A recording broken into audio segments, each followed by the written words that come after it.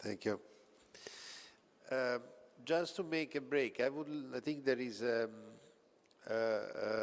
probably a very important part of our business which has not been dealt with today, which is the container.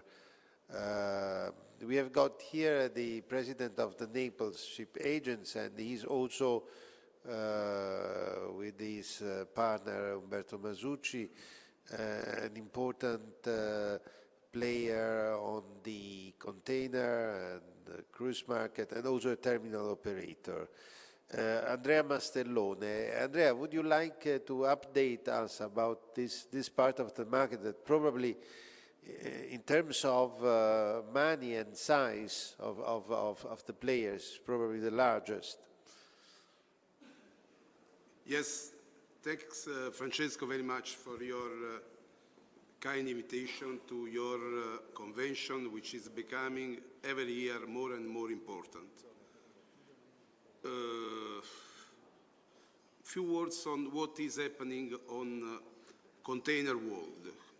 Container world is in the same situation of tanker and bulkers, but situation is a little bit better, since while in the tankers and in the bulkers, volumes are decreasing and tonnage is increasing. In the container field, tonnage is increasing, but on the other side, also the volumes to be carried is increasing.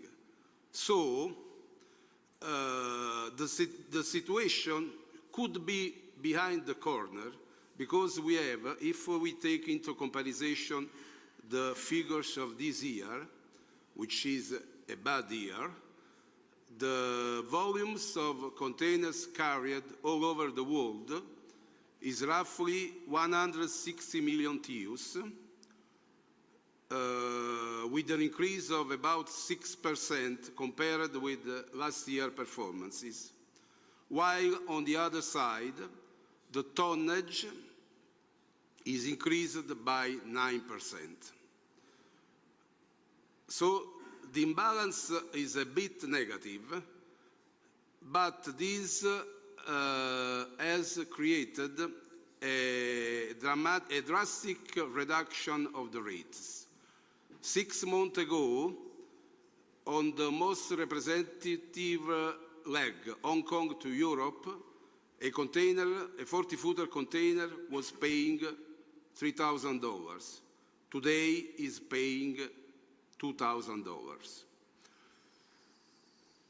The solution are not so easy, because the demolition escape solution is not feasible, since the fleet age is very young.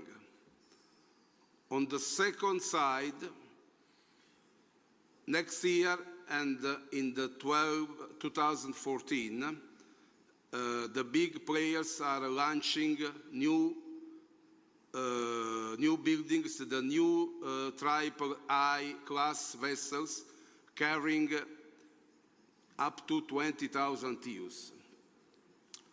And the third obstacle, not yet shown but very dramatic, is the new opening of Panama Channel, which better limitations, which will allow the transit to full container vessel with a carrying capacity up to 10,000 TEUs, against the actual limitation of 5,000 TEUs.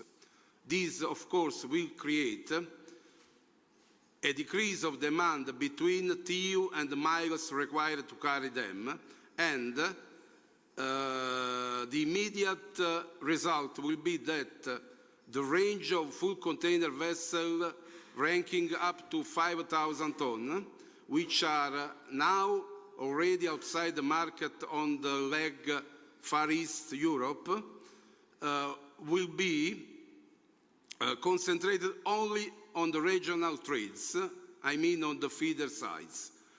So, on the container side, the situation is dark as on the other sides. And unless the gross production index in Europe will start to increase at end level, and on the Asia side, on double hand level, I see no solution to improve the numbers also in this section where I am active in Naples. Thank you very much.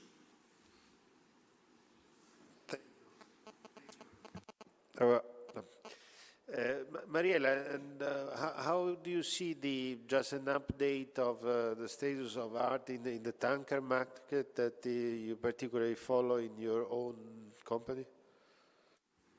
Well, in the tanker market, recently, very recently, we've seen a spike in the West market. So let's say that from $3,000-4,000 per day time charter equivalent, now we can even reach 12,000-13,000 on certain routes, not on all of them.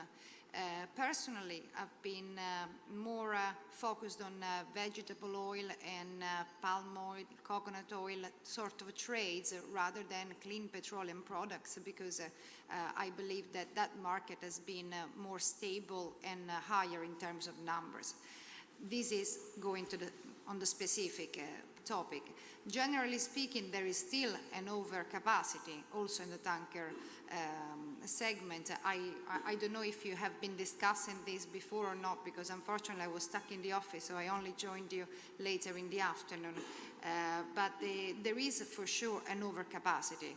And they are also talking about I've been in contact with some charterers who we deal with mainly on the CPP side, and they themselves are expecting some eco ship to come in the market quite soon.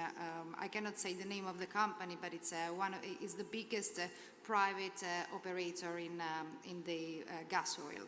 And one of them is already on the market, and they are using it for their own trades.